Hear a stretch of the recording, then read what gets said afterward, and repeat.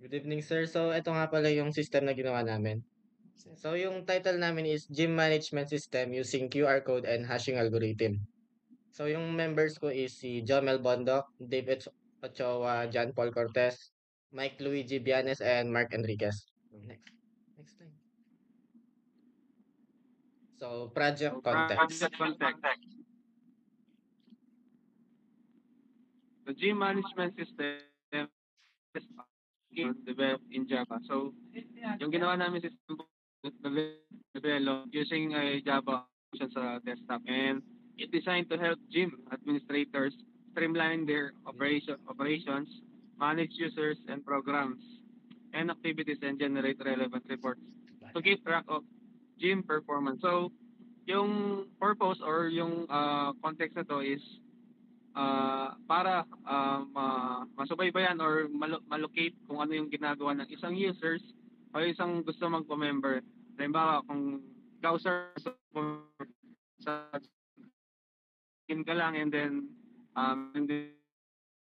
mo kung gusto mong program, so chest, bicep, and so on and so forth. So the system provides tools for both users and administrators to interact patiently and ensures smooth management of gym related. So, yung for gym management system is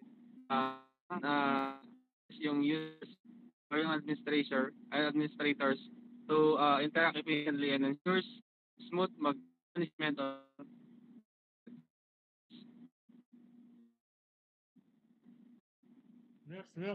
Next po.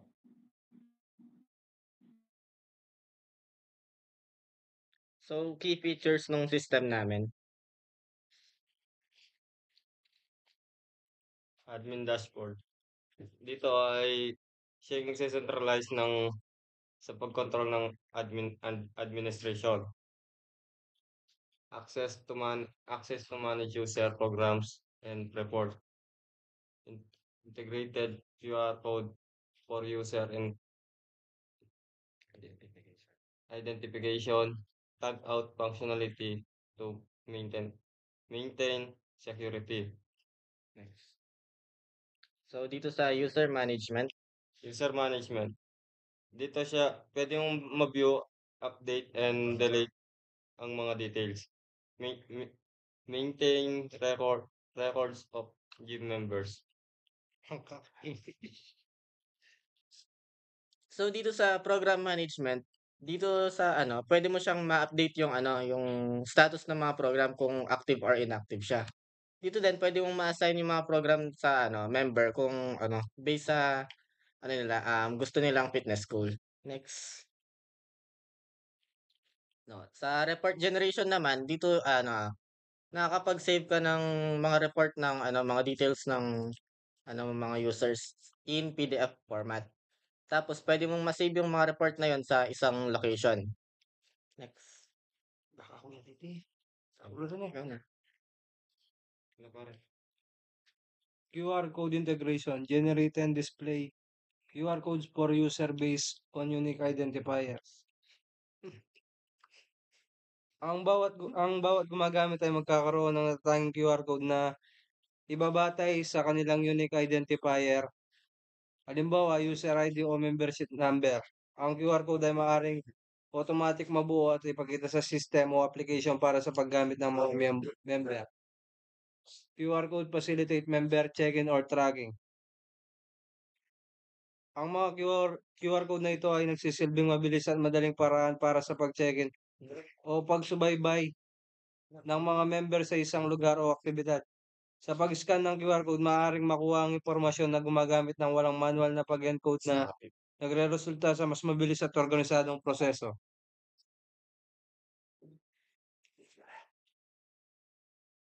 Database integration, centralized database to store user information, program, and activities.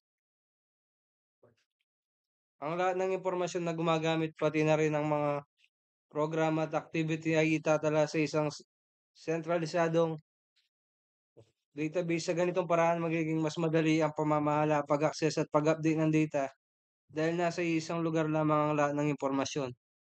Secure and efficient data handling through JDBC. gagamit ng JDBC o Java Database Connectivity upang matiyak ang ligtas at maayos na koneksyon sa database. Sa pamamagitan nito, mas magiging mabilis ang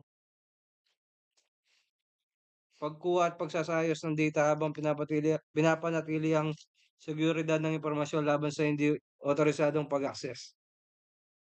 Yun lang yun. Purpose and description.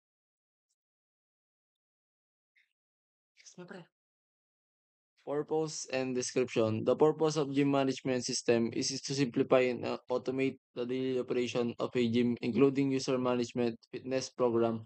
It provides a user-friendly platform for administrators to manage gym activities efficiency, ensuring an organized, seamless experience for both staff and members.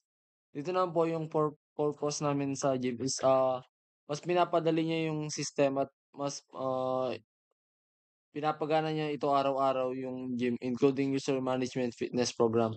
At mas nagiging efficient ito at user-friendly. Mas ini-ensure niya rin ito na maging organized at maging mas mabilis yung paggamit ng mga staff and members.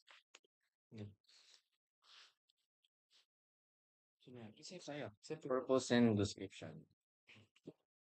The gym management system is a desktop-based application developed in Java using Swing for the graphical user interface and MS Access as the backend database. The system is designed for gym administration to manage users, fitness programs, and related activities efficiently. It leverages modular components to provide a cohesive user experience, ensuring that all operations are seamlessly integrated. So dito sa system objectives. So yung pinakaunang system objectives ng system namin is yung streamline gym operation. Dito ma-automate and masisimplify yung mga routine ng mga administrators. Tapos ma-manage niya din yung membership registration at saka mga fitness programs ng mga users. Pangalawa naman is improve member management. So yung system namin nagpo-provide siya ng centralized system para ma-store at ma-access yung mga information ng members namin, no? Including yung personal details at saka mga program nila. Yung pangatlo naman is yung enhanced program monitoring. Ito naman may enable yung mga administrator na mas mabilis nilang ma-control yung mga program kung active ba ito or inactive. Pang-apat naman is yung facilitate report generation.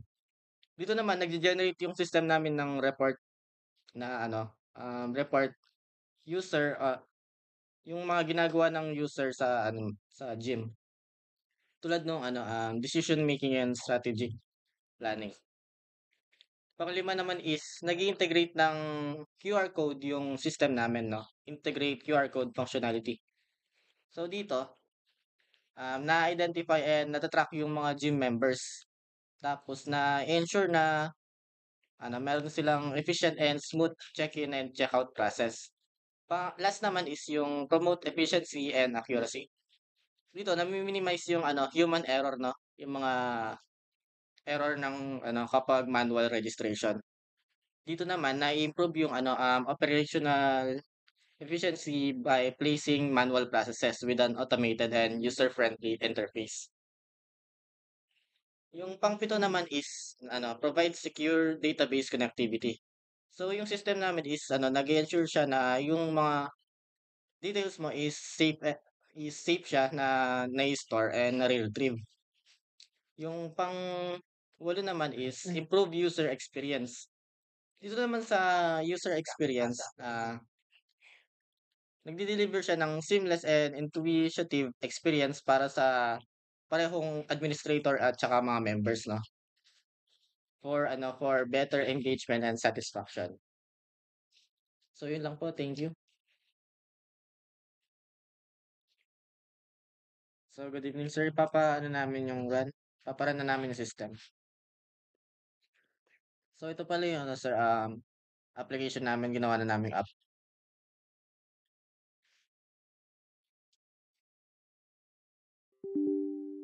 Yes.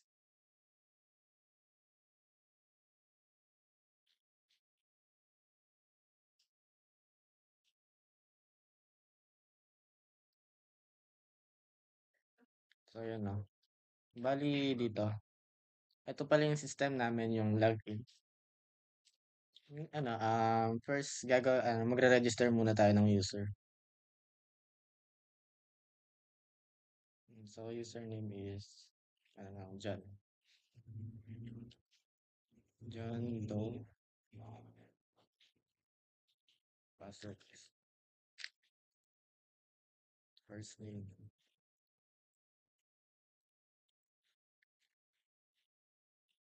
John Doe. Tapos, yung gender is male. So, yung role niya is user. Then, contact number.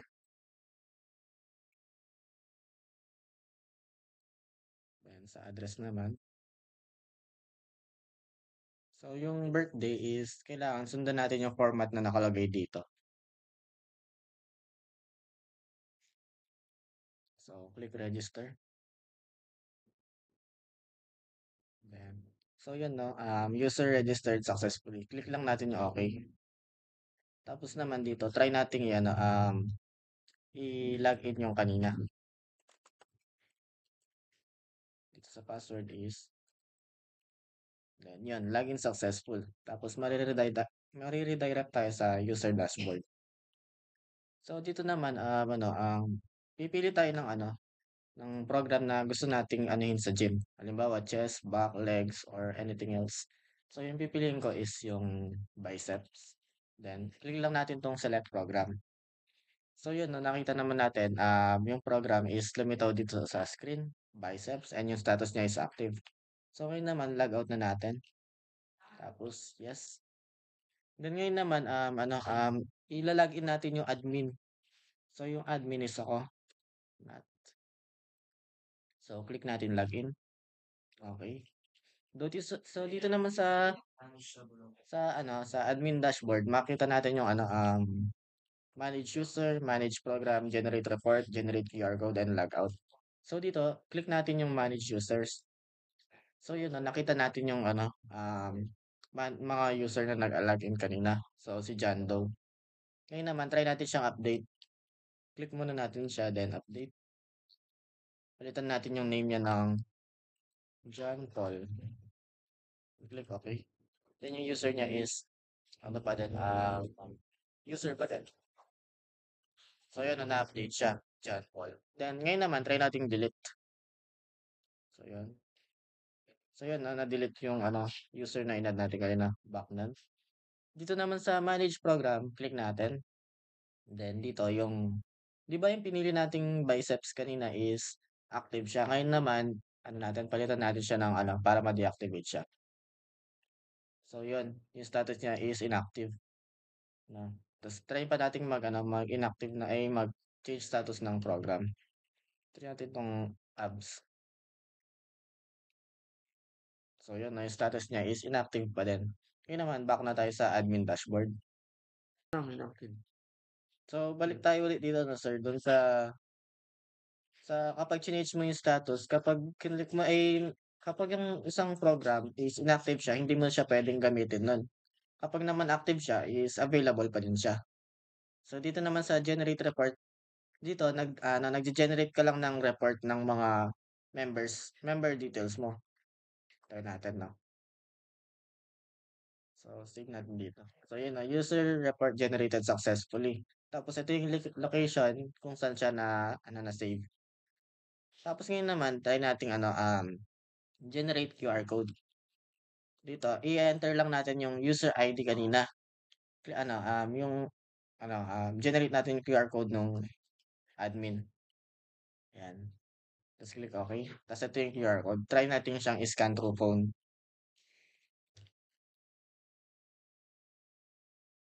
So, scan natin, no?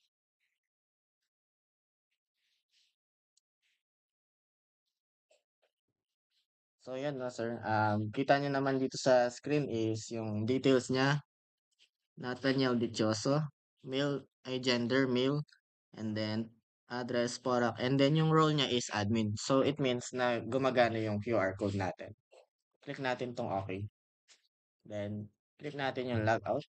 Then, so yun nga na sir, natapos na natin ma-register yung user kanina. Ngayon naman, check natin sa MS Access kung na-save ba yung mga details na ni-register natin kanina.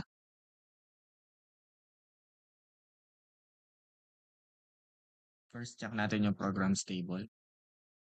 So yun nakita naman dito na yung biceps net and abs. Change status natin kanina from active to inactive.